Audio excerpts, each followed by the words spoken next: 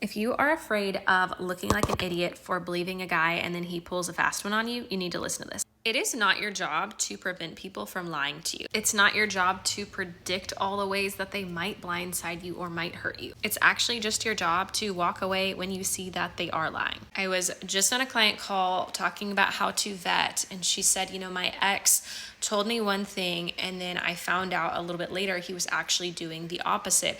I don't know how to vet for that. But in the early stages of dating, you can't predict every red flag that might pop up later. It's just your job to accurately see them when they do pop up. For her, that was only a few months into dating this guy. She kept dating him, and then she was blindsided almost 2 years later by the ending. She didn't need to be able to predict that blindsiding or to be able to predict the lying that happened early on. She just needed to see it for the red flag it was when it came up and walk away at that point. But the thing is, sometimes we have this fear or this belief that the worst thing that could happen is that someone lies to you and that you believe them, and then that makes you an idiot. But that actually doesn't make you an idiot for believing someone, especially if they haven't done anything up until that point to make you think they would lie. But when you have a betrayal or a trust wound, you will make their behavior mean something about you. Rather than feeling like their behavior is the problem and they have the character flaw, it feels like I'm the idiot for believing them,